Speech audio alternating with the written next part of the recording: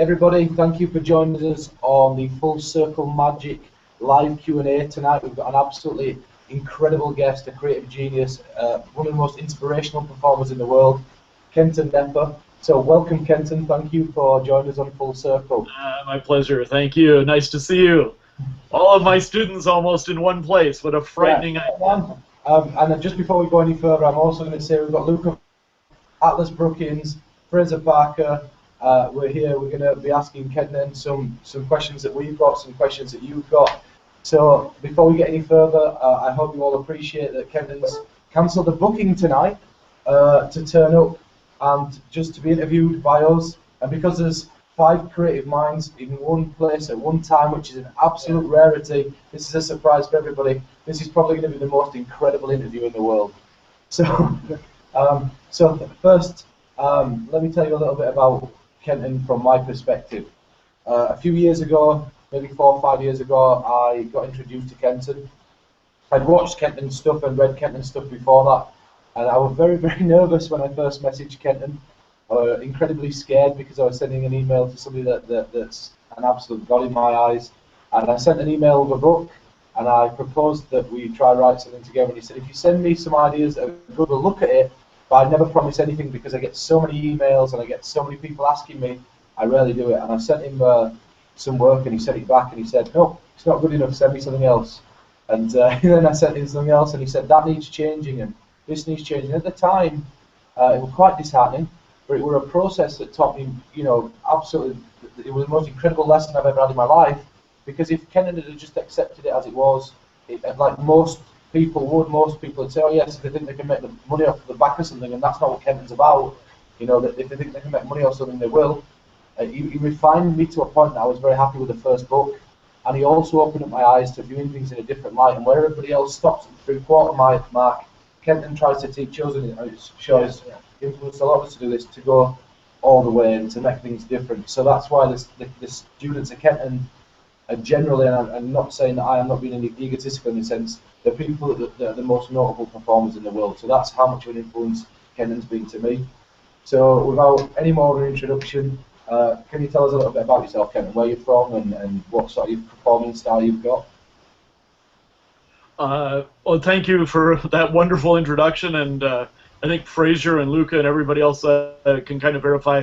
I put them through the same paces, and nobody's ever really happy about it. But it's because if I see something in you, I want you to be who you really are, and slop isn't good enough for me. So it's important that when I see somebody who has potential for being real breakthrough people, that I get that breakthrough part out of you, and not just what everybody else does. So I'm honored to call you all students, and I'm glad we're all together for a change. So, yeah.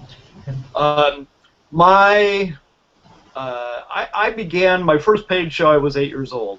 I grew up in the Midwest in the States, and there was I was, I guess, 6 or something. I was in Cub Scouts, and there was a magician who floated a lady there and did all this stuff, and they said, hey, wouldn't you, my parents went, well, he teaches classes at the Y, maybe you should go to the magic classes and learn magic. And I went, absolutely not. I know. And so I don't really know what happened. I think it's the magic of parenthood. They spirited me away on Saturday because I was very introverted and I could just listen to music and be by myself and be fine. So they had to find a way to get me out of the house. And so I went to this class, this magic class, and there was a kid that turned 2 handkerchiefs 2 different colors, and something in my head just went click, and that was it. I was lecturing for that magic class on the history of magic when I was 8. Like I said, I did my first birthday party. I was 8 years old.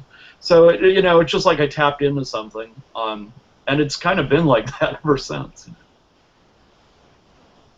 And just to backpedal on something you said there, you mentioned, and I don't want to pry into anything, that you were an introvert person, and it basically brought you out of your shell, and that's the same for a lot of us. Have you got any advice whilst we're on the subject for people, because there are some people out there that do love this art, and it has slightly brought them out of the shells, but they worry about performing to people. They worry about, I've got a good friend, I'm not going to name any names, in London, that's an incredible performer, and he has no problem showing me or his friends things, but going up to random people. He has problems with that. Have you got any advice for people out there that have confidence issues, that want to perform, and sort of any insights or tricks or tips for people to get over that hurdle? Yeah, well, let's start with the obvious, which is most of us think we're the only introverts, and all the big stars are really extroverts. You know, I mean, I always go back to things that are really obvious, like you know who Pink is, the rock star Pink. Yeah. Like Pink's really introverted. Everybody goes, "Oh, what an extrovert!" She's not. She's really shy and has all this other crap. But it's like she pulls up this act, you know. And the truth is, it's like most of us get into magic and mentalism because we are feeling awkward and need some special, you know, way of getting out there into the world. So it's not a surprise, you know. Welcome to the club if you feel that way. Anybody, I mean, I'm still introverted. People think I'm really extroverted now, but I'm not. And so really, the easiest way out for me is to only perform crap that really says who I am. You know, if it's stuff I want to talk about, then I want to talk about it. And tricks are just a way for me to talk about it. And I know you do that, Peter. It's like, you know, this is the thing. It's like, well, I want to say something really powerful and important, but it's way over the heads of most people. But this is where I internally live. So, hey, you know what? If I sneak that into a card trick, you know, or into a bit of mentalism, then I can say what I want to say. Well, okay, now I'll go do that thing because I want to say it, and I have the trick becomes a safe way for me to be honest. So honesty and being who you really are matters most of all. You mentioned a moment ago you perform stuff that says who you are. And I've heard you talk in the past about how the most powerful stuff is something that is also relevant to the person you're performing for. Can you talk about how to bridge those two so that a real communication actually... Oh, yeah, that's really, really important. You know, and I've written a couple things. In fact, they're on the deals I put together for the FCM guys. But Genuine Amazement and Anti-Tata and Mystery by Association, all those works are really about that. But in general, there are a couple simple things you can do. One is you have to start where you are, which is who am I, what am I about, what do I want to say? And then you have to find a way to say it in a kind of a general way. Otherwise, you get to be really preachy. So let me give you the simplest example in the world. In film editing, I don't know if you guys ever went to film school or any of that crap, but in film editing, what they teach you, and they do this in acting too, is they show you this film, and it's all of these different people doing subtle expressions, right? And there's a point to this, so hang with me. But it's like they do like, you know, and then somebody goes depressed, and somebody's like mysterious, you know, and they do all these subtle emotions, and so all the actors take notes. And then and there's the little title cards in between to tell them, you know, what the different emotions are going to be. And then afterwards, once everybody makes comments about how great the actors are at these various subtle expressions, everybody's told, no, this is just editing. It's the same face they see over and over again. And the only difference are the title cards change. So the cards, the images, the labels they get are things like depressed, thoughtful, inquisitive, you know, so it's not what they're getting, it's just the labels that change. So it's our associating things together. So when you think about that, it simply means anything we associate together means something to you and can mean something to the audience. So for example, because we're long distance, I have to connect this way, but just a minute. Good, perfect, all right. Now, see, you guys go, yeah, okay, I get it, but there's nothing to get. It's just something that I did that seemed to be important, and you associate it to mean something.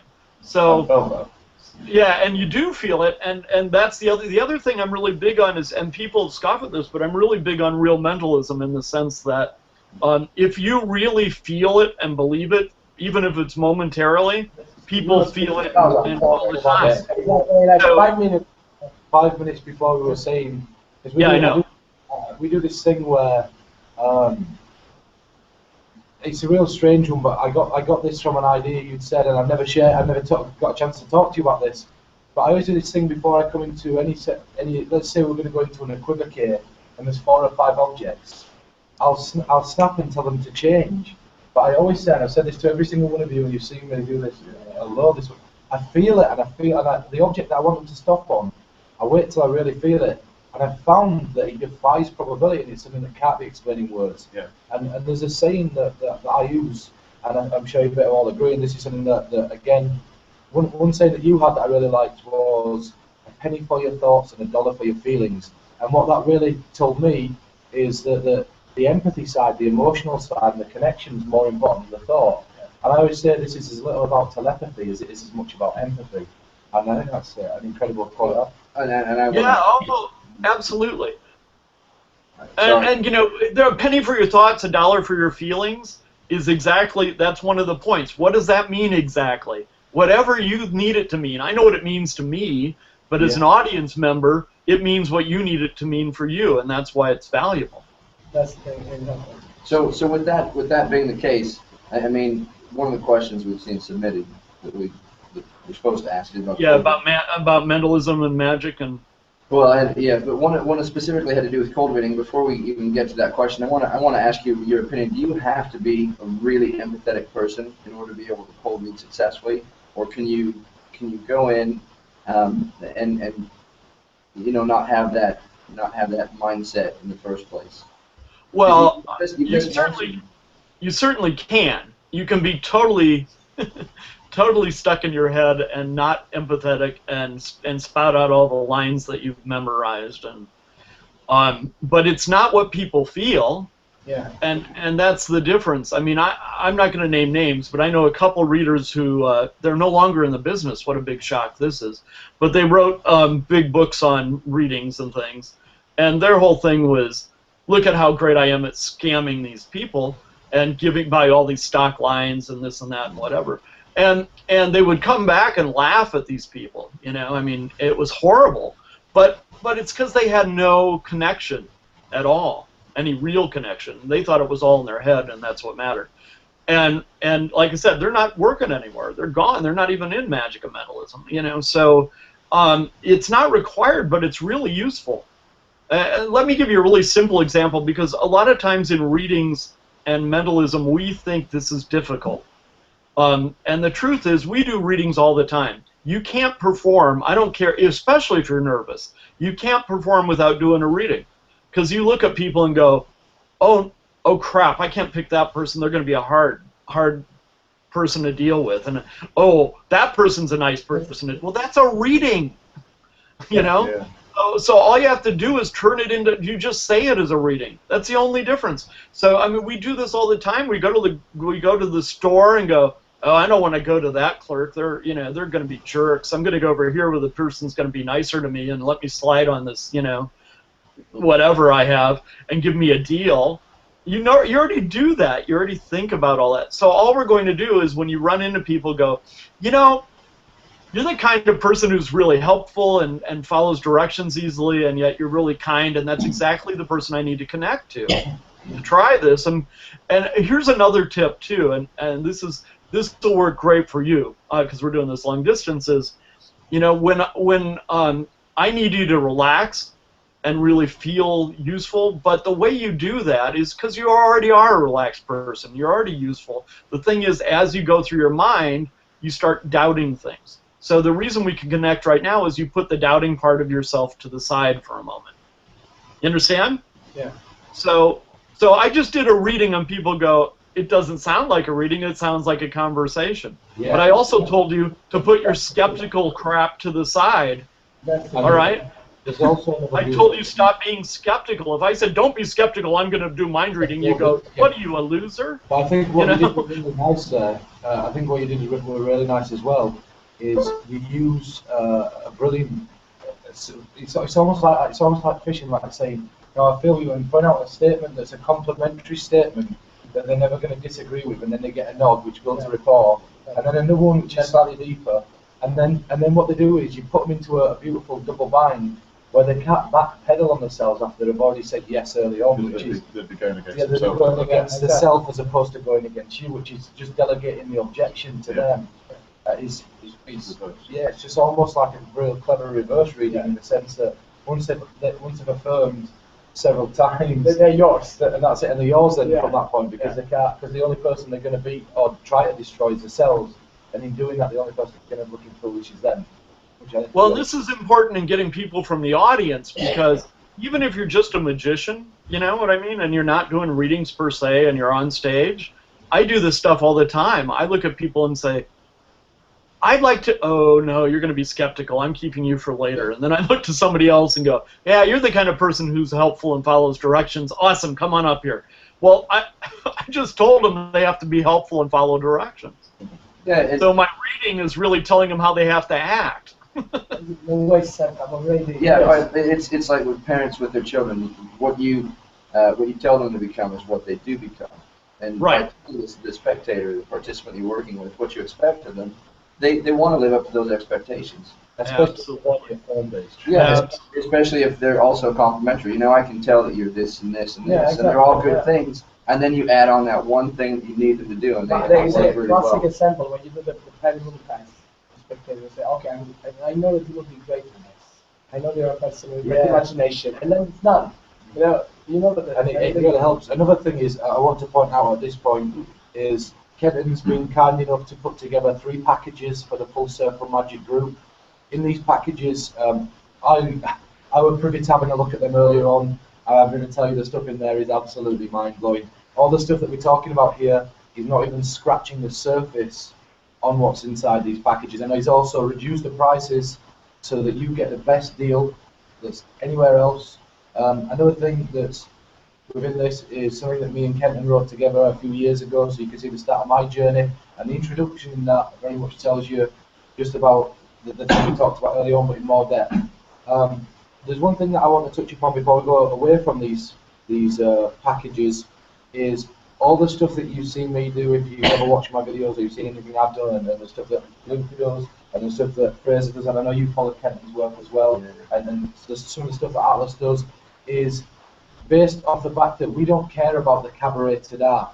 So there's a beautiful book in there, one of my favourite books of all time. It's called Anti-to-Art, sorry, my northern accent, Anti-to-Art, and there is a real beautiful piece in there, and I'm not going to say what it involves, but I'll tell you, if you want to beg the question, can playing cards be used in can be used in mentalism?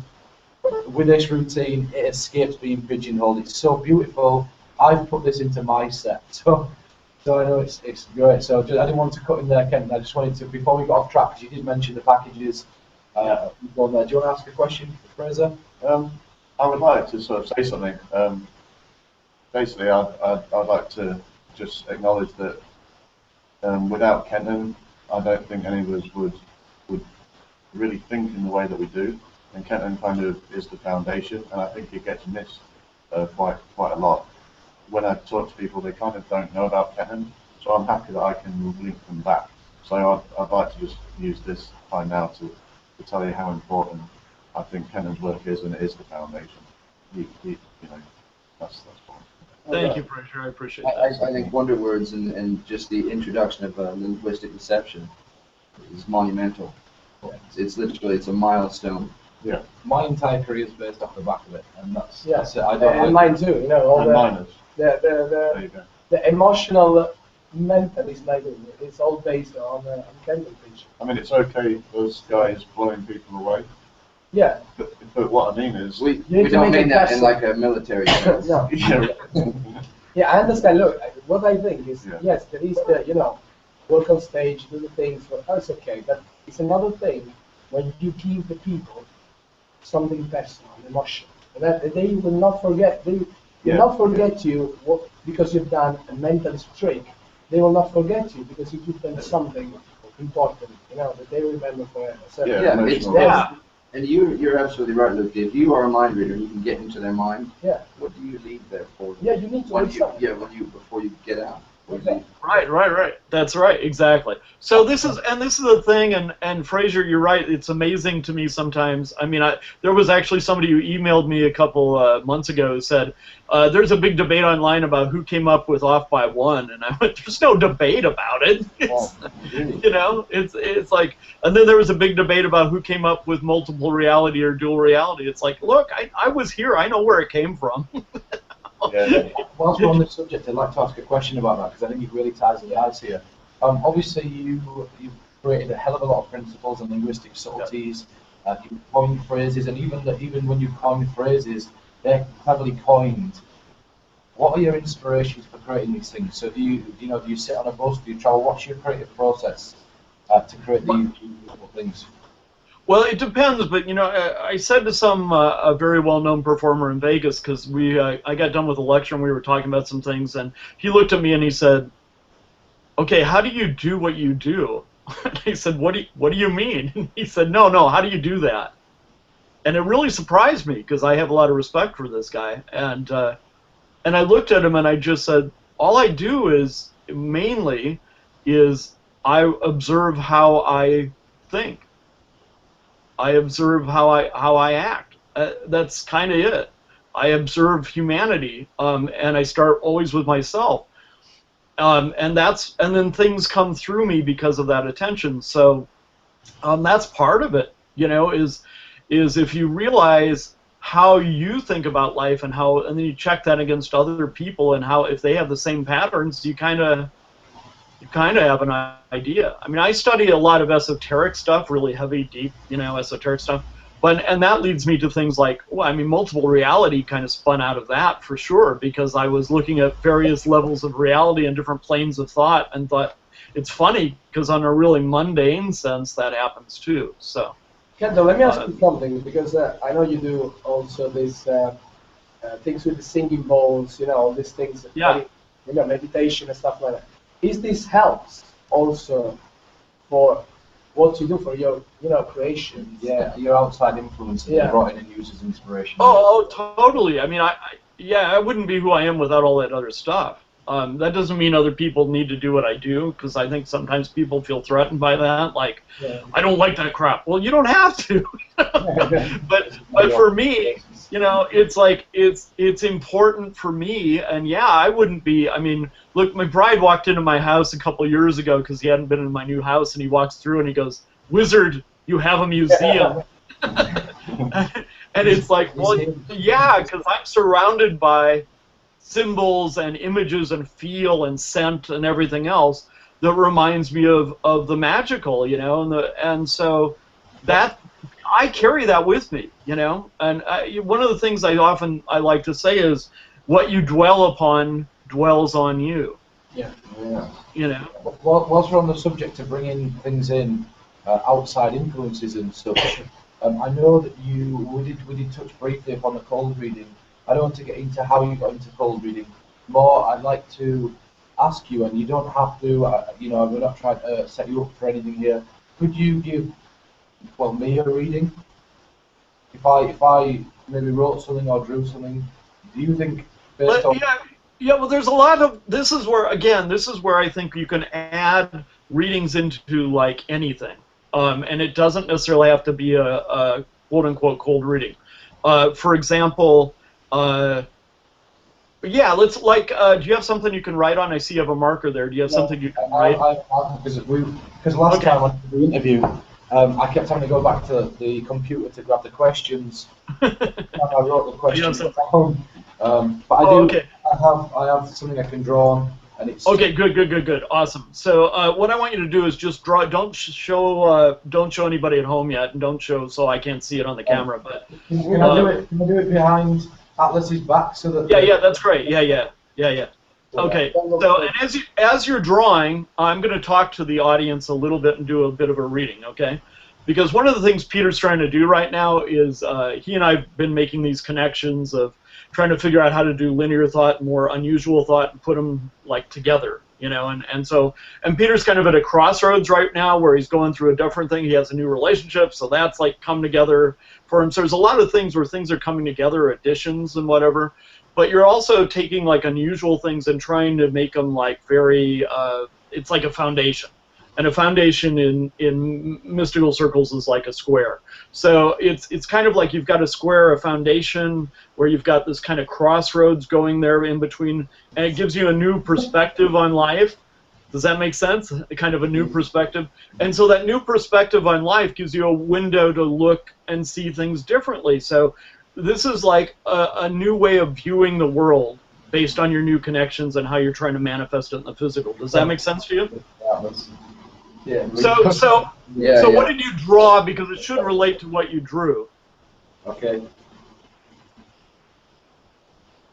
Window. Window. There you go.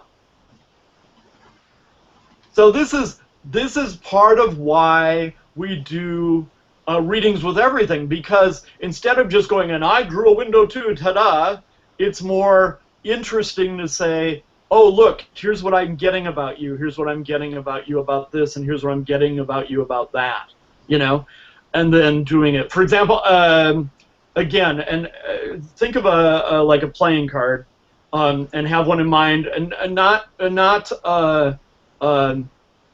yeah, you got one in mind, but it's not one that you picked out of a deck or told anybody else about or anything, yeah? Yeah. I'm not gonna, Okay. I haven't got this written down. Do you want me to write this down, or? No, not yet. No, I just you can write it down after but I don't want them to even. I don't even want you to write it down. I mean, it's just in your head at this point. Is that true? Yeah. Okay. So you have it totally in your head. You haven't. It's no impression. We haven't pre-showed. You know, like what you haven't told me what the card is, or. Need to think of a card before. Yeah, that's it. You got the card.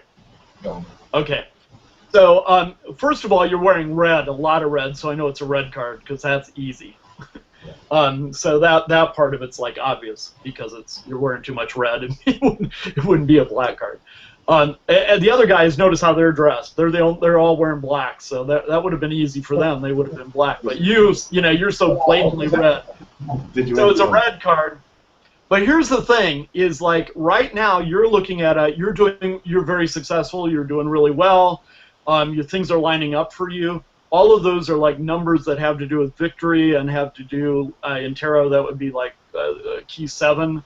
It's also like the chakras all lining up. So I'm getting a 7, and because we're talking about connecting, it's got to be a heart, like the 7 of hearts, right? I know this one. Yeah.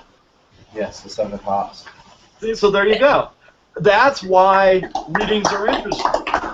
Is this what you performed at? I've heard. I know you've been very, very busy with not only the bold sound gigs, you're performing, you consult as well, so you've been consulting, and I know that you've been working on a couple of other bits.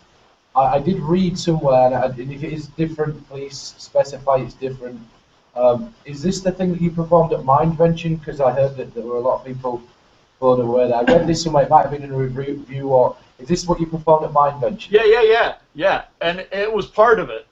I did that combined with mental card forces, so it made it very difficult for anybody to follow anything because I did this along with mental card forces, so nobody really, because I want to mess with those guys, right? Is this part of the FCM package? No, this is a thing. Actually, I just released it. It's called Thought Cards. So this is something that's just coming out, and yeah, it's really inexpensive too. Yeah. If you want to go for that, that's www.wonderwizards.com. Yeah, wonderwizards.com. Or if you go to any of the package deals, then you'll be on the website. You can look around and go. Take a look on the front page. But yeah, so this is why I like that, is because it can be done like over the radio, it can be done online, or you can do it, you know, like with people one-on-one, you know, in different ways. They all have different presentations. You could do this with the way that looked to me. You better do this over the telephone as well. Yeah, sure. Yeah. So let's try something else since we're talking about readings for a minute, because I have a whiteboard here. Just a sec. Since you're all there, this will make it more interesting. It'll be fun. So, because I don't know everything that's going on with you guys right at the moment. So, I'm gonna do. I have to do this symbolically. So give me just a sec. I'm not much of an artist as far as a drawing artist. So give me a minute. But, no, that's too easy.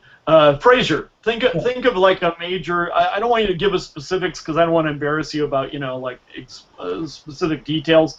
But think about something like one of the major things in life, like whether it's, you know, money or relationships or health or whatever. Got something? Okay. Good. Okay.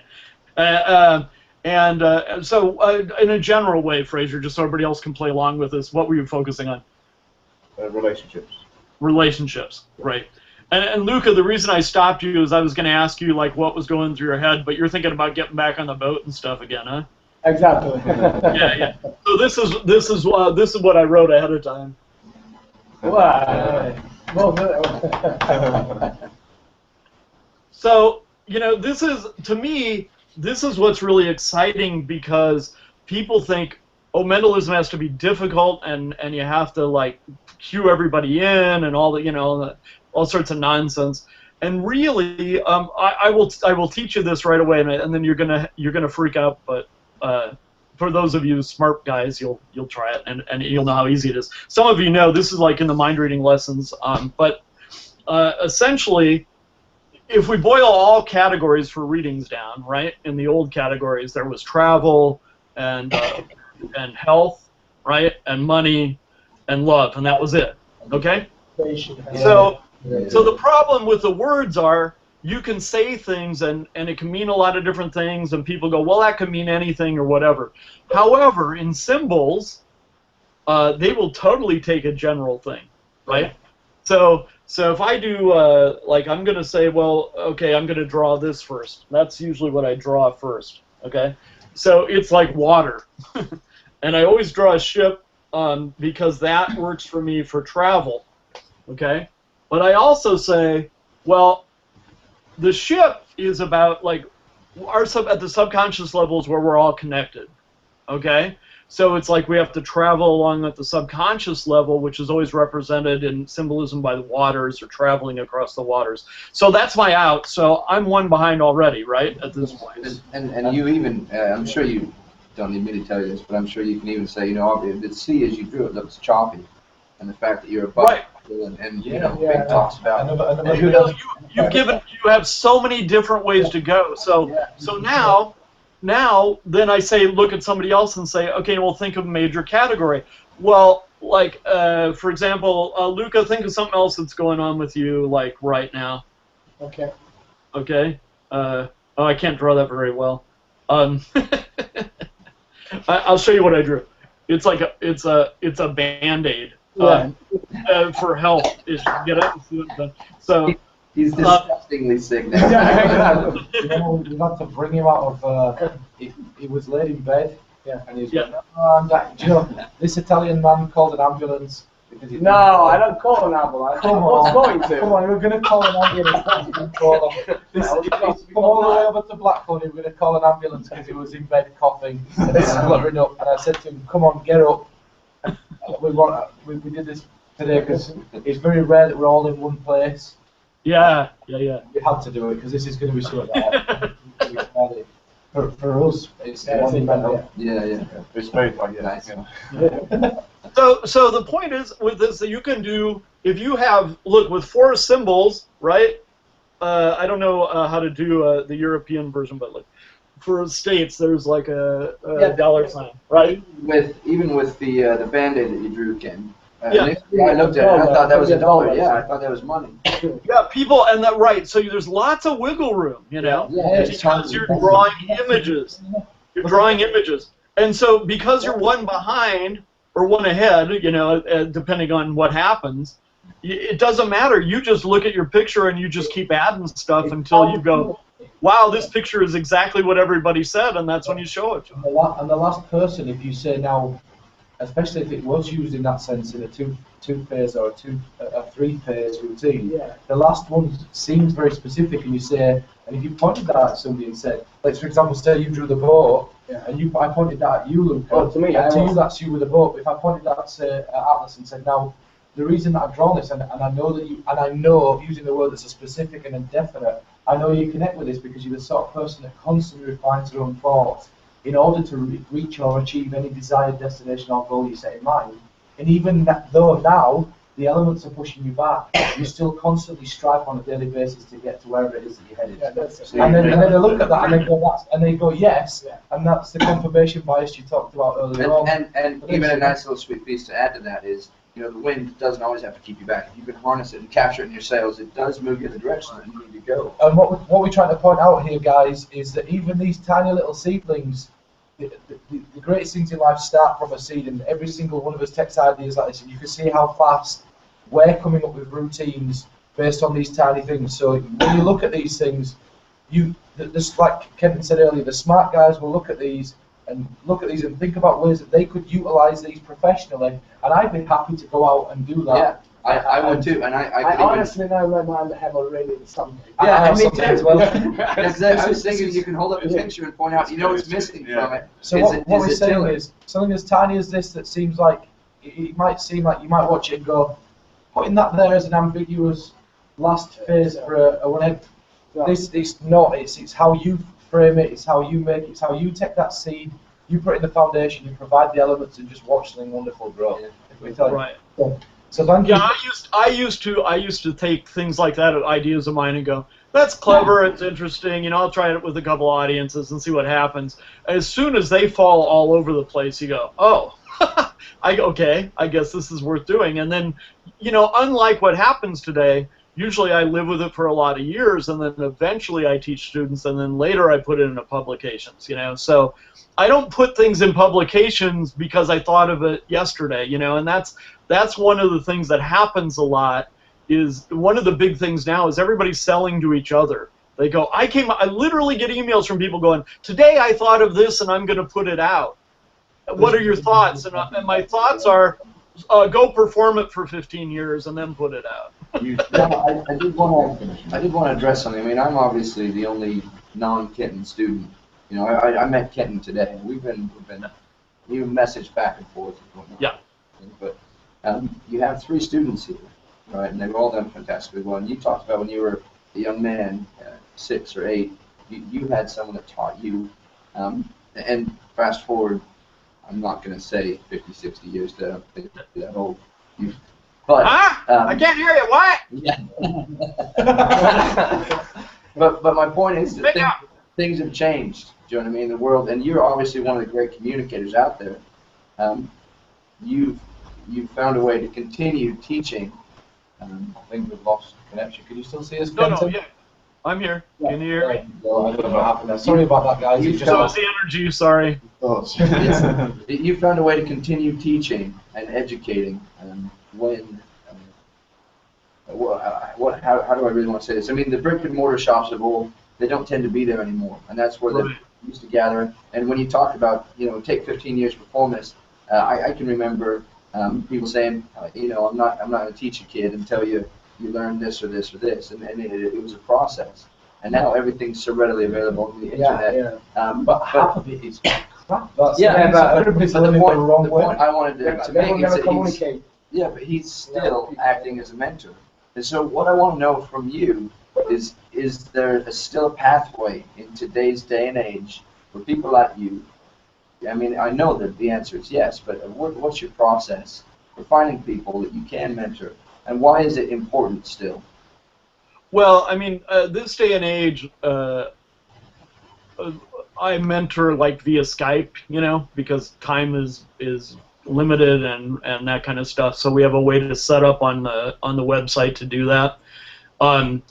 But mainly I do that by writing, and that's why I do so much writing and recording and things now, is because I can teach a whole bunch of people in a way that's a lot more accessible. You may not be able to spend $100 an hour to hang out with me, to work on things, but you can go buy a couple, a bunch of my books for $100 and live with them for years, So that's kind of the way I've bridged it now, so that we do it in ebooks so they're more accessible and people can get a lot of teaching, and the books will grow with you, But I grew up that way too. Like I grew up under, I can't even tell you how many, but at least a half a dozen different teachers. So I grew up on a gospel magic show. I grew up doing pretty magic. I did doves and rabbits and all that, and flowers. I still have a crap load of flower material. I was around a bizarre comedy magic act, I was also trained under a hypnotist. I was trained under a full 2.5-hour illusion show on the road, all while I was still going to junior high and high school, So that, that's kind of my background, is I have a foot in like everything, and still love all that stuff. So I don't have a really crap foundation. I have a lot of different angles to draw from, and so it's harder to get that now. But one of the things that all my teachers said is you have to learn psychology, you have to study theater, and you have to read. And we know if you don't like any of those things, and most people don't, leave now.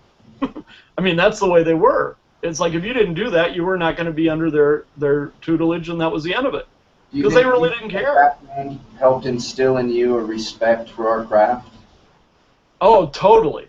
Yeah, and it always amuses me when certain people go, "Hey, Kenton, what's going on?" It's like, yeah, that's not the way to get my attention. You know, if I've never met you before and you're gonna go, "Dude, what's up? I want to show you a trick." It's like, yeah, good for you. You and 1,000 other people today. Next, you know. And Fraser and Peter and Luca know this. You know, like when they approached me, they said, "Look, you know, we really love what you're doing. We're working on some things. We know you're busy. We understand this. We know you probably don't have time." You know, very understanding, respectful, and those are the people I'm going to talk to. You know, people who get a clue. But because I was that way with all my teachers, you know, and if you weren't in the old days, like I hung around a lot of card techies, you know, they would literally like throw you across the room, you know, and kick you out the door. So. You know, to me, it's like, yeah, that's the lack of respect, the lack of caring about our art and people in the art who are names who've changed everything. You know, I recently had a run-in with somebody who sent me something and said, blah, blah, blah, what do you think? And I said, I think it looks a lot like something I put out 5 years ago, and I really hope you don't put it out because, you know, it's been around. And they went, oh, sorry you feel that way, and put it out anyway. Well, you know, every single one of us is on the same as yeah, and guess who's not at the top of my list anymore? You know? And just so everybody else at home is aware where we're at this moment in time. Kenton's in Phoenix, Arizona. Yeah. And we're in the UK at Blackpool, which is about 2 hours from my house. So that's why we're together, just in case anybody wondered.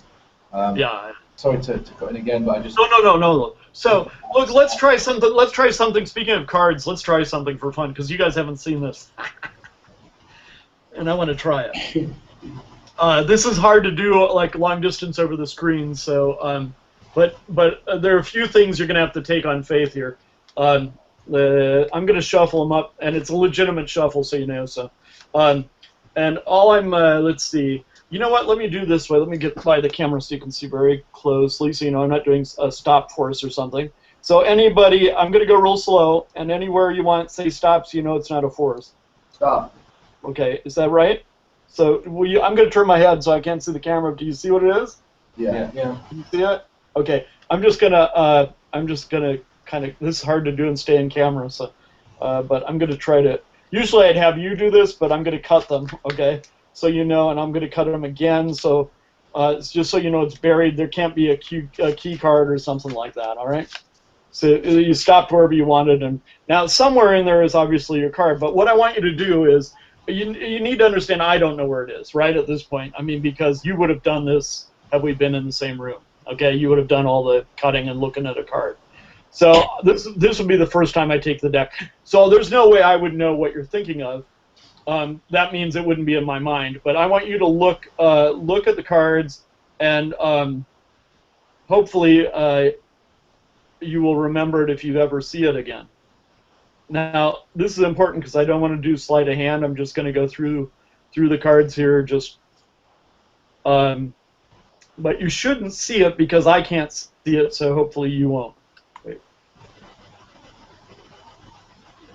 Because, you know, I mean, if I can't see it, it's not in my mind. So if it's not in the mind, you can't see anything, and that's the way it is. It's not there. And that's the weird thing. It's not there. Did you see it? Go. Is it in there?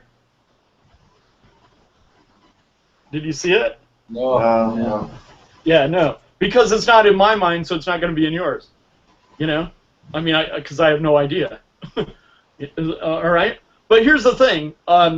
If we wanted to know, like, what it was, you know, for example, if I wanted you to see it, then what we would do is go just, you know, like think of it. you know, and then you would go Jack of Hearts or whatever, and then everybody would know. You know? And that's all you would see, and that would be it. So it would work great, you know, but otherwise they don't see the card at all, and it's not in there. So because if it's not in your head, they can't see it, and that's all. Routine that's running with this called Dunninger's Delight. Dunninger's Delight. Yeah, it's a brilliant routine in Dunninger's Delight. And yeah. So it's kind of interesting, but what's really neat about this particular version is they literally cut wherever they want, look at a card, cut it themselves, shuffle it back in themselves. You don't touch them at all until they give them back to you. So it's, you know, it looks pretty weird, you know, and yet, and so when people say, well, do you do magic or mentalism or what is it? It's like, there's not a difference to me. When I was a kid growing up, in all the magic catalogs, there was a lot of mentalism, you know, and that was normal. And I remember doing Dunninger's Delight, and I remember doing the floating ball more than once, having people in the audience turn to one another, because they're regular people, you know, not one of us. And they would turn to people and go, that's what they call mentalism. The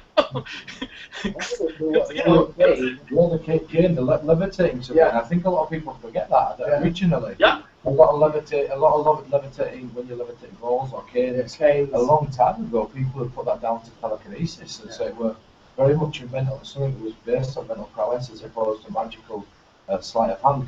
Absolutely. You know. Yeah, and my floating ball to this day looks like it's about energy. It doesn't go like, I mean, I'll walk right out in the middle of the audience surrounded and do it without a cloth. I mean, it just floats around my hands, but it's about energy and manipulating energy. And so people feel that, you know, they get a sense of that. And so I think we make these distinctions that if you ask a layperson what mentalism is, they have no idea. They don't know what that is. They really don't. You go, I'm a mentalist. They go, okay. Whilst we're at this point, I think it's nice. I'm just going to check to see what questions are coming in. Yes. Any live questions have come in. Can I have another glass of water, please?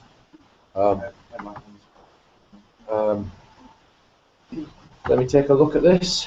I have asked several questions that were asked via the votes. Let me just have a scroll down. Here we go. There's already a host of questions. Okay. One question is, how did you learn to cold read?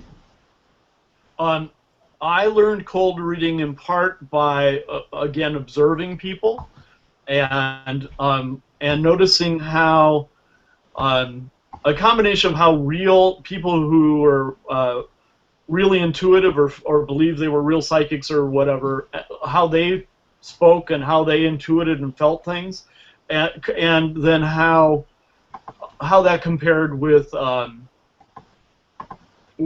language things. And to me, studying symbolism and studying language, I was able to say, well, I want to get as close with illusion. I want to make it sound as close as possible to what people who believe they do it for real sound. And so I know certain things about that because I've perceived things for no good reason. And I know that when those thoughts come in, they come in certain ways. And so I just kind of built my systems around that, and that's why you can go to a psychic fair and think everybody's doing my reading system, but it's really, I built the reading systems around how people pick up on things. So the best, I'll tell you what the greatest secret is of readings, and that is do it. And I know that's scary, but that's the truth. The only way, you know, I was talking with a couple names about this with hypnosis, and it's like the only way you find out after you've read enough of the right stuff is there is no other step. The only other step is go do it. And that's and I know it's scary, but that's why if you have systems like, that's why I created Completely Cold and some of our other reading systems, is so that personality readings for performers is an ebook that's like a compilation of things. If you learn those things, then it's like it's easy. You know them and you don't have to worry about it. For example, okay, well, let's just do this. Is there somebody get somebody on there that's watching? Give me their first name. Somebody was asking a question. Watching. Yeah. Yeah. Let me take a little peek. Let me see. There is Dave Gabbert. Just to go with Dave. Okay. So, Dave, listen up. You listening? Okay, so here's the thing with Dave is like right now he's getting like a head full and a belly full of like what we're talking about. What he's trying to figure out is how we like put it together in a direct, focused way. He's like kind of filled with all sorts of ideas and stuff, but he doesn't know how to focus it. Does that make sense? So what he's trying to do right now is figure out what we're saying and connect them together so he can use it in a practical way. And part of that is you have to be open to like the two extremes, the two different possibilities, either yes or no, and use both of them together. And that's going to give him kind of a balance to be able to do these kinds of things, these kind of readings and stuff. So right now he's kind of like, he's going, well, this feels right, but I'm in one direction and I don't have enough foundation or I don't have enough background. But the truth is, right now you're kind of going through a doorway. It's like an archway, and you need to just go through it and trust that it's going to get all balanced out. And that entryway is just to begin. Now, everything I just said is based on Dave's name. It's nothing but I used the letter D and the letter A and the letter V and the letter E. Not by memorizing D equals dog and A equals arrow. It's not that. It's simply what comes to my mind with the letter D. Well, the shape of the letter D is kind of like big and like a big dude, you know, with a big fat belly and whatever. So, and an A looks like it's focused. What's that, Luca? I'd say it's not an intuitive process. The reading is not really. Yeah, it's not something. It's not something that you could. It's something that you just have to feel. Yes, what you subjectively see. Exactly. The letter D looks like, and what does it represent? What do you think? And you know, I use. Yes. We spoke with you, Kenton Knepper, when we are in the train. Most of the time we're looking at the phone, okay? But instead of looking at your phone, just look at the people. And just imagine what they're feeling, what they're thinking. And this is a good training. It is because you're going in. Yeah.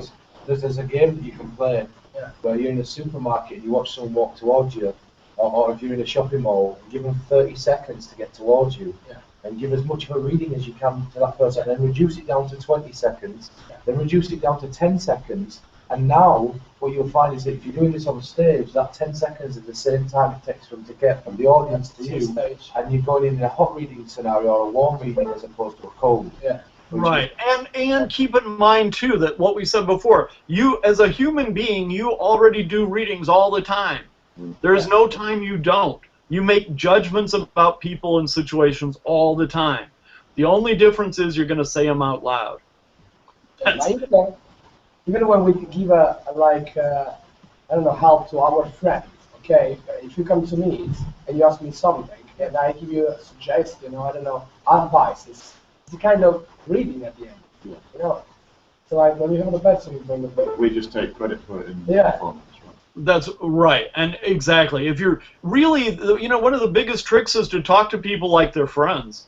And I think a lot of magicians and mentalists have it in their head that we have to be all powerful and try to make big impressions on people.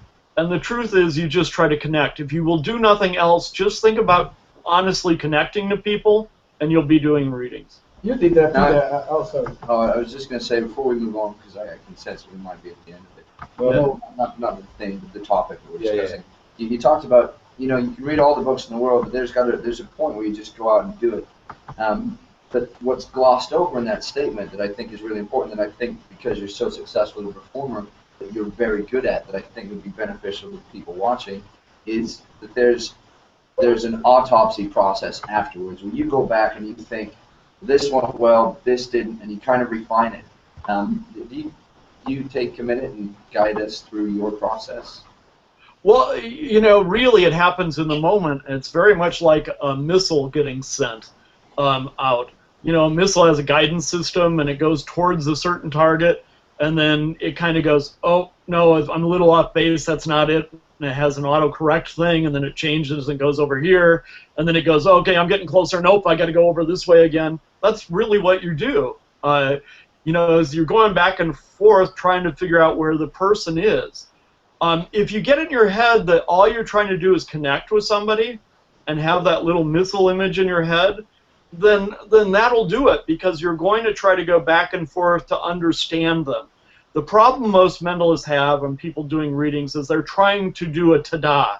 They're trying to say, am I right? Huh? Am I right? And that's the problem. You're trying to trick them.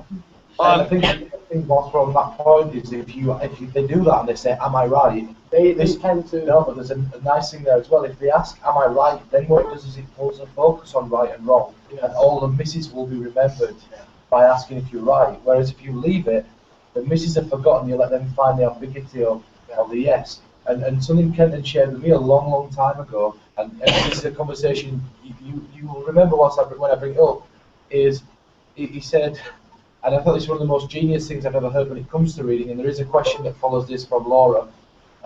He said to me, learn to mute your participants, because people are too ready to ask if they're right. And what was so beautiful about this is when they say, now, that makes sense to you, yes? And then you get this just, yeah, it does. Now, why does that make sense? And they ask questions. They try to get this pull.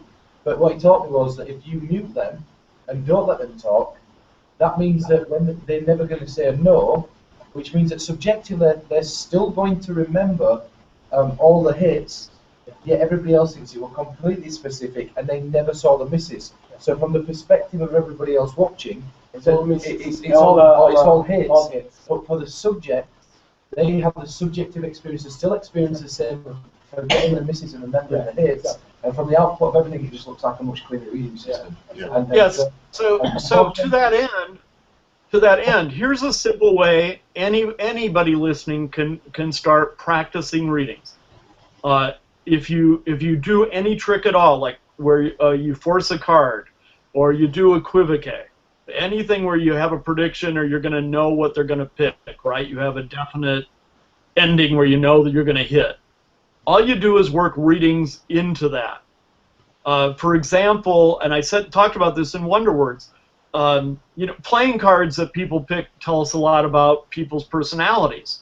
So here, take a playing card. Okay. So now I force them a playing card. I know what it is, and I say, you know, you tend to be wearing a lot of red right now, so you're probably thinking of a red card. Well, of course, I know what it is. I know what the card is, right? So I'm just going to turn that into a reading.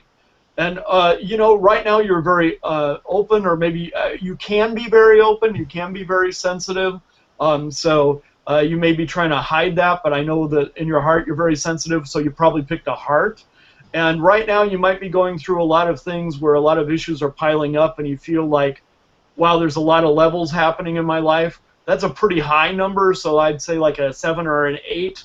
But 8 is kind of like a number ready to topple over, and you seem to have it more together than that. So I guess it'd be a 7, like the 7 of hearts. Well, you put in all the reading, and it doesn't matter because you name at the end their card.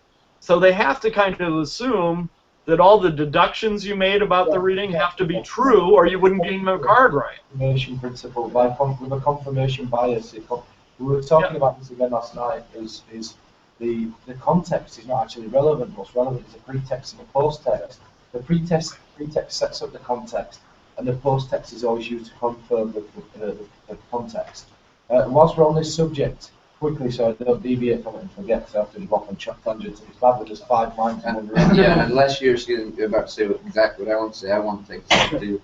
Right, Laura's asked what the difference is between cold reading and hot reading. So can you tell, this is especially for Laura, can you tell the difference between cold reading and hot reading?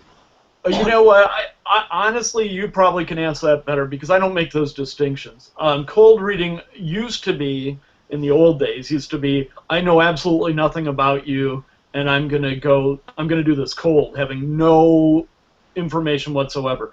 But that's really kind of a misnomer, because the only way that you can get anything that's completely cold that way is if somebody sends you a typed mail, snail mail.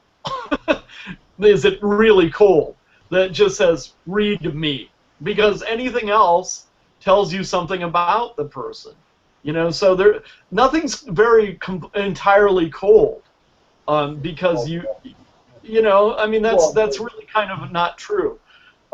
Because you can't meet anybody, like I said, without having some kind of idea of where they're coming from, you know? But the idea of cold reading is you have no information at all, and I don't think that's entirely true. But when we wrote the book completely cold, recorded the system, the idea is you could do this without knowing anything at all. And there's a blindfold mentioned in there. There's a section with blindfold where you just pull in stuff, people at the audience that you can't see, and just and you give a reading based on what you're feeling. So to answer that question from our perspective, the difference is that, again, we were talking about them walking towards us. If we notice, for example, this is something that's more Sherlockian deduction. For example, if you notice that one heel's worn more than the other, that means they tread more carefully on that foot, which would suggest a back pain of some sort, like sciatic nerve damage. Or if they're wearing a wedding ring, we'll know by looking at the wedding ring that they're married, and therefore, you know, they've been in a relationship for however long. If there's no ring there and there's like I'm not going to say a scar, but a different coloured bit of skin, it's either she's out at a bar and she's taking her ring off to look single, but you wouldn't say that, or she's recently gone through some desperate, she's lost her partner. So that's just a quick list of, there's a lot of semantics, and I think you need to put together different things. Not all observation, as can say, it's basically the outset feeling that's more important than, you've got to use all your senses in symphony to coordinate. And there's an element too of body language that you can pay attention to. Yeah, exactly. And actually say, oh, you were just thinking about this because you know this and this and this. And that's a beautiful line. You would a lot of the time, if you point something out and say you were just doing this, a lot of the time they'll confirm they won't, because they don't know what they're doing, because they're thinking through a creative process all the time. So I've just got to dash and keep looking at these questions because I don't want to. Okay, then I'm going back to let me just say, to make it really simple, if people really want to get into readings or stumbling and having a problem doing that, if you just get the small ebook of mine on personality readings for performers, you'll be able to work it into whatever trick you want, and you'll start getting comfortable with it. And from then, instead of memorizing lots of stuff or worrying about getting the right cues, you can just use those tools right out of the box and start doing readings right away, and that'll get you there. I was going to say, hold on, I remember listening to an interview with you and Ben Cummings, and you talked about it's not you know, if you have them choose a city or you know, an object or something like that, it doesn't matter what they choose, but they want to hear about themselves, and then to take that and say why you made this choice more. And I think you said this as well. But why you made that choice is more important than the actual choice. Yeah, and that's what takes it from a like trick a playing to card, something meaningful and memorable. The playing card at the end of it is insequential in comparison. It's just you basically use the post text to confirm the context, but the context should be such that it outweighs the actual reveal. And from the audience's perspective, it outweighs the reveal. The reveal's just there. But the reading that you did for Dave, he's just posted on the Full Circle Magic page saying Kenton's reading really made sense. So, and he's really chuffed that his name was picked, and he's thankful. So you can see, this is from an outsider's point of view. This is somebody that Kenton's never seen. And whilst talking about cold reading, that was cool. A demonstration of cold reading. Exactly. Even speaking about things like even when you the people is more interested in the answers, not how you get the answers. Yeah. They don't care. They don't care. They couldn't care, especially because it's surrounding their own life. They don't. It's like I said, it's the post text that just confirms. Yeah. It just confirms the context, and that's all. So well, it's also about connecting with people, and like this is we really diminish that. We as performers, we think it's all about the tricks, not connecting with people, and to audience members, it's only about connecting to them. And if you think about any other art form, why do you love music? Because it's all about the performer? No, you love music because it's all about you. So it's like that's all we have to do is connect to people. And I do a thing which some of you know, but it's in Anti-Tata too, where oftentimes to do mind reading, I stand somebody up and say, look, it's nice to meet you, but I want to take just a couple minutes here to get to know you from the inside out. So audience, I know this is going to look weird to you, but just hang in there because I have to really connect with this person. And I stand there and look at that person in their eyes without blinking for 30 seconds, which is a long time, show business-wise, sometime up to a minute. And oftentimes the person helping me will start crying. Now, if you don't think that's powerful, you know, but why does it matter? Because I'm connecting to the person.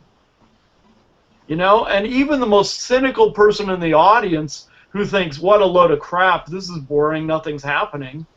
When I start reading their mind and doing mind reading tricks after that, it seems that the reason we had to take that time was because so I could do the mind reading trick. So it's no longer a trick. A lot can be said in silence as well. You know, you think about the way that the most technical, so well, I don't know the word, the most effective tension style moments in your life are always based around silence. You know, whenever you get a piece of music you don't want to hear or that you do want to hear, it can stun you that much that you stay silent. I think a lot of people say too much instead of being. Give it time. You say it best when you say nothing at all. Ronnie Keating. And Kenton's right. Eyes are incredibly expressive. So I mean, you look at films and those tense moments, or the moments where two people love each other, and it's the eyes that you see. You know what I mean? And so what he's saying, where 30 seconds just looking them in the eyes, I can believe that's really powerful. Yeah, yeah. And it's not staring, it's actually looking into people. And when you try to look into people, they feel it. If you haven't tried it, I mean, afterwards, go to a couple of your buddies and like hang out and see if you can try not to laugh. But look at each other and hang there and try to look at each other for 30 seconds without blinking and look into, not staring, not like that, but really looking into them. It'll get you, man. Sorry, Ken. We had to film something, and it was someone else's routine, and we had to look into each other's eyes. And it's almost as if you are connected, and it's almost as if you can sense what's going on with each other. And then we laugh, of course, you know. Right. Right. So, yeah. Yeah, and you know what? I have long-term relationships, really deep relationships with some people, and the reason it started was that 30 seconds on stage. So that should tell you something. And another question that we had here, this was by private mail, and I'm going to start with a quote, because I think the quote's the easiest way to start this, is in Animan, in Practical Mental Effects, Animan said that he would stooge an entire room to fool one person. And I'm of the belief that if something works, if the audience can see the effect it's had on the one person, so for example, if everybody can see the life-changing effect it's had on one person, then it outweighs the fact that they were entirely playing along. I have no ethical problems with stooges. I don't use them in close-up or just to kill off, fake this playing card or whatever. What I'm saying is if the entire room knows that the outcome of what the performer's doing is going to completely change this person's life for the better, then I think it's insequential that they will use stooges. What's your opinion on using stooges in magic or mentalism, or in any art form? Well, I think first of all, dual reality and multiple reality was really created to do that well without and changing things. And by that I mean the idea with multiple or dual reality is to respect everybody's reality. So the stooge doesn't feel they're in on it. The stooge feels like, oh yeah, we already talked about this, and he already explained why they're doing this. So let me give you a really quick example. This is a really silly example, but I use it every time I perform on stage. I go up to somebody before, let me say this, I do some of the like signs of influence stuff, that I do, that I've had out for a lot of years, and I do that on stage, and I always end with saying to somebody, okay, now I'm snapping you out of your trance, thank you for your time, oh yeah, and here it is, and I give them back their watch. And they're like, thanks, and everybody's freaking, because this guy's been in a trance without being in a trance, and I took his watch. And then I explained to the audience what happened. I said, before the show, I walked up to this guy, looked him in the eyes, and I did this in my hand. I went. And then I looked at him and said, in a moment, I'm going to ask you to come on stage, and you're going to come up, and you're going to see things that nobody else sees. And then I do this again, and then I say, oh, and by the way, give me your Rolex. And he does. And if you don't think that's a miracle, you freaking try it and see what happens to you, you know? And everybody laughs and they're impressed. Well, the truth is, I go up to the guy before the show and go, "Hi, my name's Kenton." Like that. "Hi, my name's Kenton. You know, do you mind helping me out a little later in the show? And I'm just going to show you some things, and you're going to like see different things, and it'll be a lot of fun. And oh yeah, by the way, they're really tight on my ass tonight about the show. So could I borrow your watch? You'll know where I am. I'm going to be on stage. I can't go out anywhere on you, you know. And then when you come on stage, you know, for helping me out at the end, I'll give you your watch back, so you know I'm not going to run off with it." And the guy goes, "Oh yeah, sure." So the dual reality is like nobody's in on it. He has to admit, you know, when I expose it in front of the audience, the quote stooge isn't a stooge. You know, I say, "And this is what happened. I did this," and the guy goes, "Yeah." Yeah. And also, So, you know, it's really so this is the reason why dual reality, multiple reality done right matters, is the stooge doesn't feel like a stooge. I'll give you another example. This will blow your minds, and the guys in the rooms, this will knock you out too, is a lot of times I'll do like a drawing duplication like we did with Peter, except what I'll do is I'll go up to somebody and say, "You know what, in a while I want to demonstrate, like at the beginning of the show, how we do symbolic readings, like personality readings about people, based on what they do and how symbolism matters and that kind of thing. So just because we want to have a limited amount of time and not get stuck in boring process stuff, we just come up and like draw a little window shape, and then I'll do like a reading based around that, just so they understand how readings work with personality readings work with whatever people do." And they go, "Oh yeah, sure." And I go, "Okay, great, thanks a lot. What's your name?" And they go, "Peter." And I go, "Great, thanks, Peter." And then during the show, I say, I point to Peter and I go, "Hey, Bill, come on up here." And he goes, "Me?" And I go, "Yeah, Bill, right?" And he goes, "No, my name's Peter." And you go, "Oh God, some mind reader I am." And the guy comes up. Now I just indirectly told everybody he's not a stooge, didn't I? Because I'd be an idiot to call the stooge by the wrong name, right? So it's a nice indirect way. And then he comes up. Yeah. And then he comes up at a meeting of the minds, and I thought, Yeah. bravo, it was just really, really subtle and really good. Yeah. So it really makes a difference. So did you know that's what we did online? Because that's what I did with Peter. That's how he drew the freaking window. But But to me, like I said earlier on, the reading was accurate to me, so therefore, Yeah. because the that's what reading- you care about. Yeah. that's all That's what the focus is on. And I tell you another little nice thing that could be thrown in there just as an added thought. If you said, "Now I know this doesn't make any sense right now, but I had a feeling that I had to approach you, and later on I'm going to ask you to draw a drawing that I've already read from you, Yeah. and I think the best drawing that would represent you would be a window.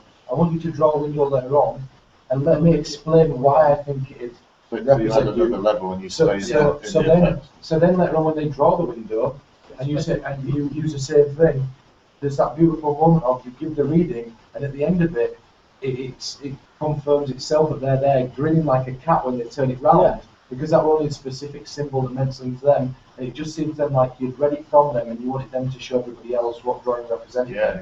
You know what I mean? So I it think that's really completes nice. So let's do this again. Let's do it again, but give it to one of the guys, like so you know it's not set up. You know, like okay, and then just draw something simple, and then what I'm going to do is turn my head so I can't see the screen. I'm going to block the screen with the pad here. So you're going to have to tell me when you're finished. But draw it and then show. You can show the audience, you know, everybody else watching, but let me know when you're done.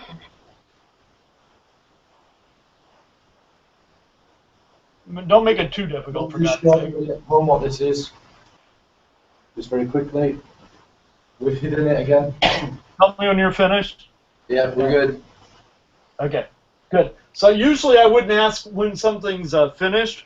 Usually I would know, you know, because that's like one of my pet peeves. As a mind reader, I think, you know, tell me when you're finished is really stupid, because it's like, well, you're supposed to be a mind reader, dude. Don't you know when I'm finished? But in this case, because we're all performers, I wanted to ask you so I would know exactly when you're finished. So you have something, and everybody kind of knows what it is. Yeah, I do. Okay. Now here's the thing. because I blocked the screen, what that suggests subconsciously is some subconscious symbol. So something that's not representative of the conscious mind. Like, for example, things representative of the conscious mind tend to be like a surface of the water, or it would be like the sun, okay? But because that would be conscious. So subconscious is the opposite. I will tell you, oh, that doesn't even make sense. You didn't draw a cartoon. Don't tell me too much. I'll show you what I got first. It's like a funny looking dude, like a banana, but hold on a minute. I'm not kind of, it does, that's not a subconscious thing unless there's, unless there's something Freudian. I don't want to talk about that. Just a minute. Thank you for going there. Oh, got it, duh, of course. My kind of person. I get it now. Moon, yeah? Exactly right. Yeah, but you got two toads because I toad the sun. You thought sun, oh, see, well, that Yeah. explains where that came from. Okay. Thanks for letting me know, because stuff comes in and it comes down so fast, it comes in so quick I have to write it down and try to keep up on it, and that's part of the problem. So here's what's cool about this is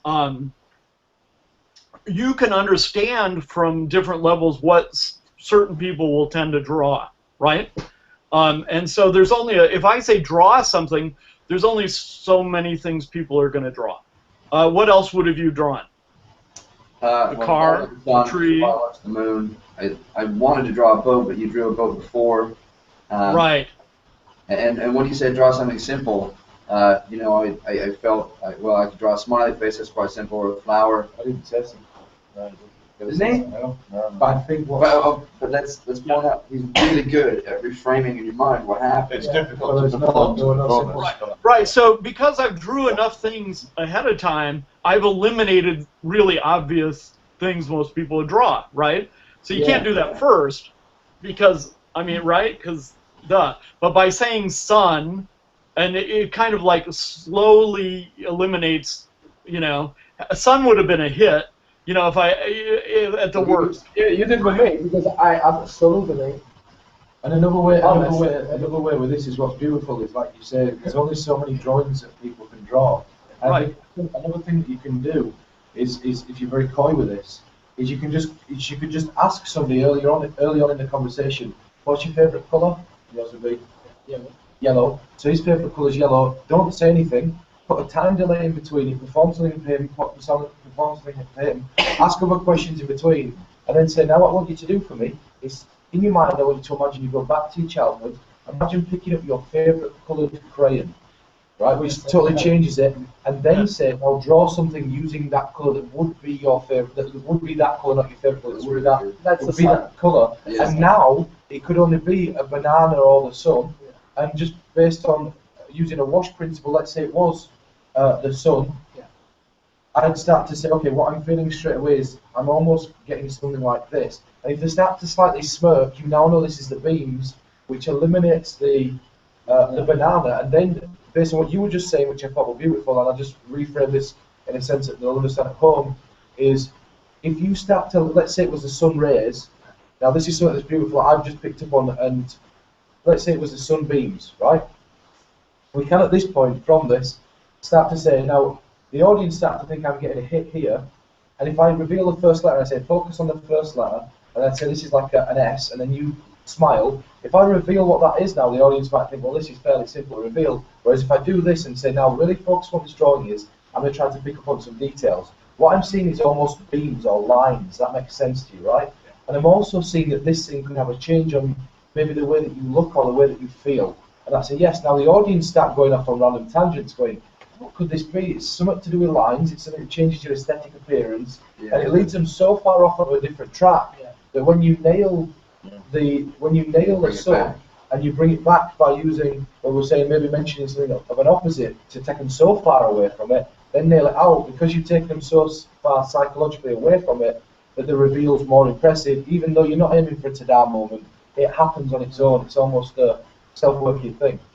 So Right, now exactly, and the other thing is, somebody was just thinking about this. I don't know if I don't know if this is something somebody's sending me privately or. Anyway, do all of you? Were there any other questions about that method, about honing it down for the guys in the room? Yeah, That might help. let me just check, because I want to check this just so people don't think we're neglecting it, because you'll have to appreciate that I am getting messages in the inbox. I am getting messages. Just about that particular, before we move on. Skype. I am getting messages on Facebook. Okay. I think we've answered a lot of the questions that was asked.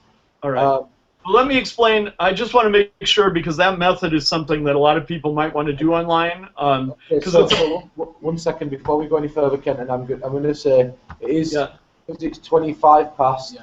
If we explain this method and then we do one more question. Sure. Are you happy with that, Ken? And if we explain the method for this and then do one more question.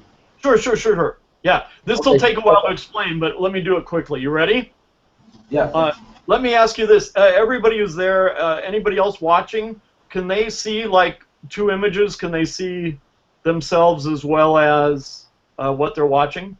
No, You so know? what happens when we talk, it flashes up us talking, and when you talk, it flashes up you talking. So what we try to do is we try to stay quiet when you're talking, so it doesn't cut in on the your video. So if you talk and then give me a thumbs up, then we'll start to talk, and this is the easiest way to explain that. Okay, great. And do they see images of themselves at home viewing this? No. No. Okay. That's what I needed to know to be able to explain this. So here's the hard part of this. Do you guys all know what's going on in the room? I only know from the blindfold method, but all I've done is taken one step back from the blindfold DVD that you put out, but taken one step back. I don't know if anybody else does. I'm assuming I'm probably wrong. I suspect. I'm probably wrong, and I don't want to put my I'm going to go ahead and guess that he covers the camera, but he can still see the corner. Of course, yeah. It's the reverse, right? Yeah. Well, you still see. I mean, just because you cover your camera doesn't change your screen at all. Yeah, I got that one. Right. Certainly. But what's cool about it is when you combine it with other things. You do that, right? I'm still watching you guys, so it's not a problem at all. What else was beautiful? Just to point out for people at home, you probably didn't notice this, and we did. That the very first whiteboard that Kenton picked up was very big earlier on, and then he changed to a smaller one because the convincer, when he picked the board up like this to draw with and turn it round, it suggested that it completely blocked him from a distance, and then picking up the smaller one to cover it, I think that's genius because it's implication. Yeah, that's really important. Yes. Yeah, and the other way to do that is simply this, which is okay. The good old gypsy beat. Right, but it looks really good on camera because you have to turn all the way here, right, and do this. Yeah. And so, but I'm still doing that. You can turn all the way around, and as long as there's a mirror, as long as there's a reflective surface. You don't need to, because I can see from here what's going on. So, well, the other thing is, I used to do this. I'm all the way around, and for anybody at home that doesn't know what the Gypsy Peak is, the Gypsy Peak was used by fortune tellers. Originally, there'd be a crystal ball, and they'd often offset the crystal ball. And I'm not going to name some. There were a really famous person that used to use this all the time. I'm not going to name any names. But the Gypsy Peak essentially is that you turn to one side. You can see this from the other side. If I'm doing this and I'm doing it like this, I'll close this eye. So even if you can see this eye, but I can still see here out of this. But from this angle here, so it means I can watch what's going on. So I know the angles are very bad, but from the back, even if I turn right round and just do this, and I put my thumb here, I can still see right out of here what's going on. So it's a beautiful thing for Skype, and I've never, do you know, I'm going to be 100% honest, I've never thought about using that for Skype. Okay, but I think the big question that's obviously not being asked is, what's the motivation then? If they've drawn a picture, you're over Skype, and you're covering your eyes, what's the motivation for getting them to show? Well, you don't do it one-on-one. You can't, because the only reason to do it is when you have in this situation. In this situation, it's perfect. But not only that, if there is other, I mean, I think what he's talking about is a group. If he's talking about a group full of people that are in that room and in the room with them, and you say now, I'm not going to look at this or whatever, or if they're in the same room as you and you perform, because I know this is something that's popular, that sounds ridiculous, and you might have heard of this, and I've talked to you about this. It's people, yeah, they have now people are performing and getting paid to perform over social networking sites from thousands of miles away. So, so this sort of stuff, it might seem to, I know, because a lot of the time with the way that technology is advancing, they are doing parties over Skype these days where people perform from 100 miles away. You know what? You see what's happening. He got also mind throwing. The thing is, if you have a group of people, you know, like us in this case, you not only get his because you say it, but there is a good chance, thanks to the reading, that you're going to get someone else's. Exactly. Gives you that moment of gives you a chance to harvest the responses. Exactly. So it's, in a way, it reinforces also this drawing, you know, because you got also the other one.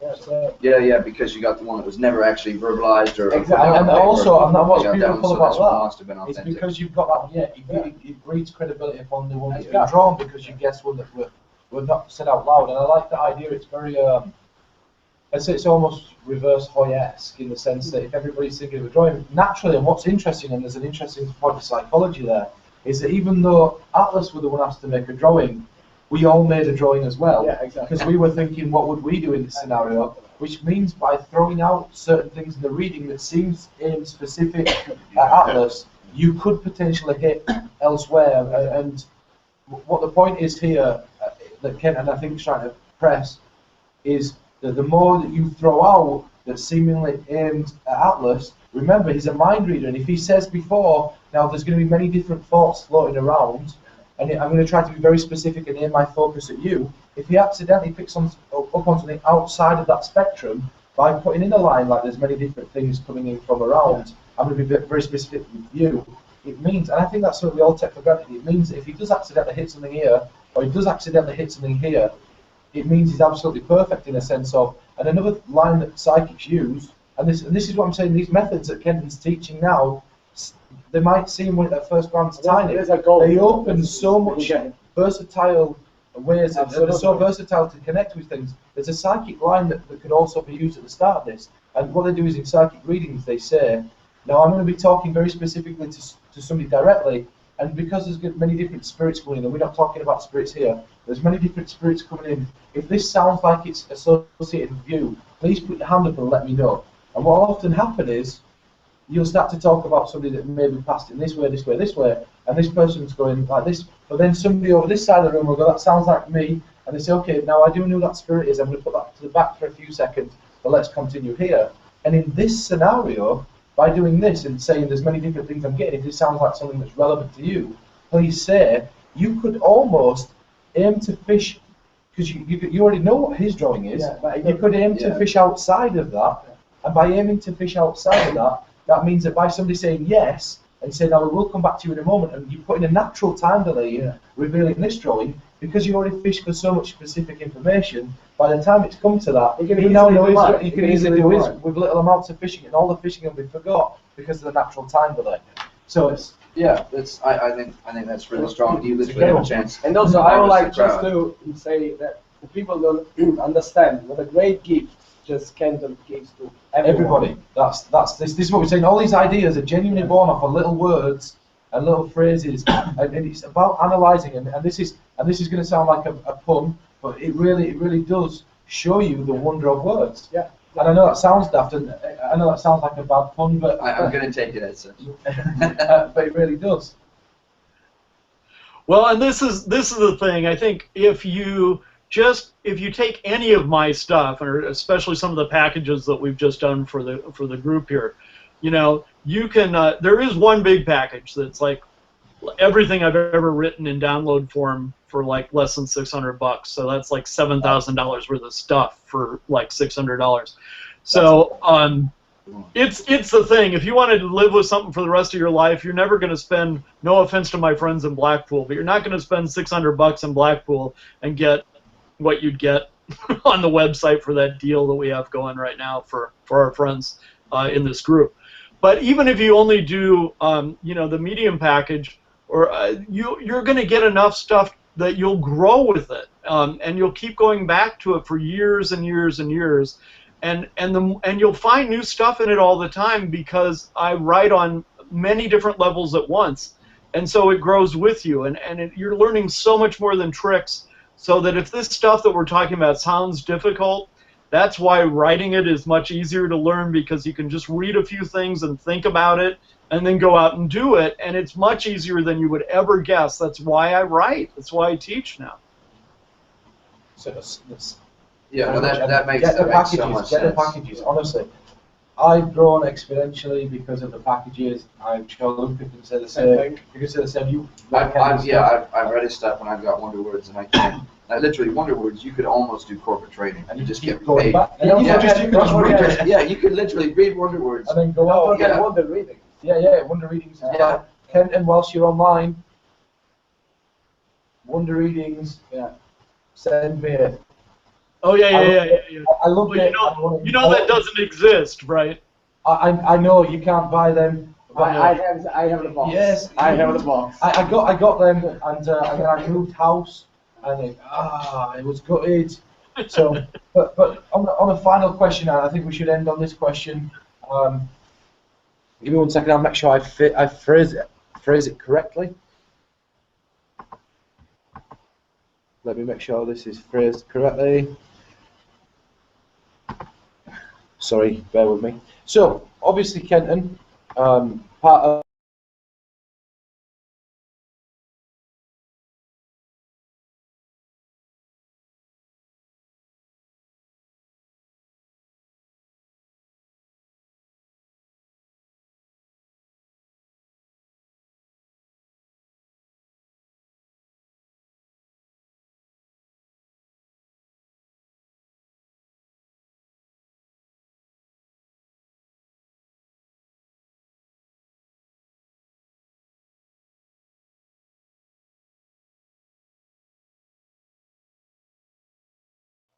Kenton. Yes. Sorry, did you lose us there for a few seconds? Yes. You disappeared. Sorry about that. Give us a Sorry real about fright. that. So, now obviously, maybe people don't know this. I know. We're consultants, so that means that I know you do a lot of television stuff. You do hell of a lot more consulting than I do. Somebody who you massively influenced, and the people at home might not know this. I do. They should know this. Is that you influenced Darren Brown, and I know some of Darren Brown's pieces, and I can watch them and see where their pieces have come from. The question basically is, what do you think of Darren Brown? So that's the first question, and the second part of this question is, when you create television, when you're creating television, what do you think of TV effects? So the first one, answer very quickly. The second one's, I think, the more in-depth one. Well, obviously, I mean, Darren's doing really well, and so, you know, and good for him, and I'm glad he's getting mentalism out there. We have very different styles, and we're about very different things, but as an artist, you know, that's your job, is to express what you're about, and he does that. So, yay. You know, obviously, there's a lot of my stuff that has influenced what Darren's doing, but, you know, what a great representative. So I'm glad he is. As far as deciding what goes on television, one of my teachers years ago, I got really upset by somebody when I was a little kid because a very well-known performer did something, and he would drop out of frame, and my teacher said, well, he's just using the medium. You know, you have to get off it and realize that performer knows how to use the medium. So I think it's good on one level, especially with multiple and dual reality, which some people are using on television. If it's done artfully, and certainly Darren does, then it's grand. If it's done poorly, and it's obvious, and you have actors and actresses who go, oh, you're the most amazing thing I've ever seen, then you know, no, it doesn't work well, especially when you go down to the coffee shop and go out to eat with your stooges afterwards, which I'm not naming names, but you can probably mind read. So I think it's important to understand the medium, but I think it's also important that you can duplicate the stuff you do on television in some way live. And if you can't do that, you shouldn't probably do it. You should at least have some version you can do live as much as possible. It's because you're always going to get that one guy that says, hey, do this. Always. I think whilst we're on the point of television journalism, there's a lot of debate going on in the forums at the moment, especially the issue of Facebook. I've seen some wonderful circle posts and just on Facebook in general. I think that people have got to start to understand that there's such a pressure when you're on television to represent yourself in such a great way. You'll know yourself having a series in Italy. You've got so much pressure that a lot of the time that's the reason for hiring consultants in. So it's not because you don't know what you're doing why you hire consultants in, it's because they call it the monster.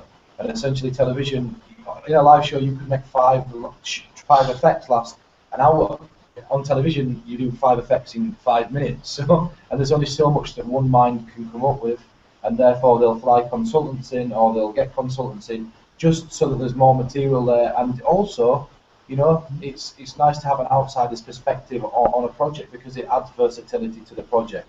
So absolutely. And the other part of this is with television is yes, it eats a lot of material, but on top of that, and you know this, Peter, anytime you work with anybody, the artist and you can come up with grand ideas, and then the networks and the producers and the directors and everybody else will start going, no, you can't, we're not going to allow you to do that, and legal won't let you do this, and you know, the standards won't let you do that, and pretty soon, you know, everything you've done that you wanted to do, they hack to pieces, and it looks horrible, and you don't want to do it.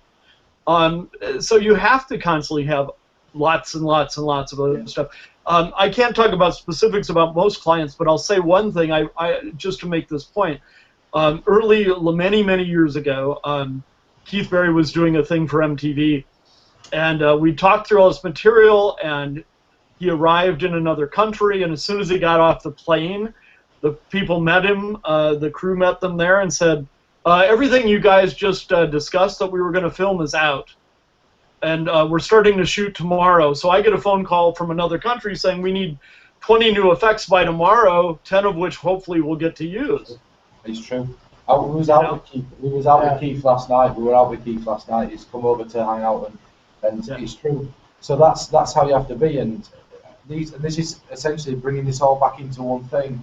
What you've just been taught by Kenton this evening sound like tiny things, because you've got to really understand that it's the seedlings of these things that can create 10, 15 effects in a few moments. It's the principles, and that's one thing I really love about your work, Ken, is that you understand principles, you understand nuances, and that's what makes Kenton able to come up with 20 effects in one night, because he understands that he's got a toolbox full of principles, and instead of saying, oh, I'm trying to come up with a method for this, I'm trying to come up with a method for this, I want an effect for this, what Kenton understands is, right, okay, I'm going to have 20 premises, and I'm not going to worry about the method. Let me come up with the 20 premises, and now let me open my toolbox of principles and subtleties, and I'm going to apply these principles and subtleties to this. And it makes a difference between a presentational driven effect and a method driven effect. And to become a consultant, you have to escape method driven effects and focus more presentation. And it's not just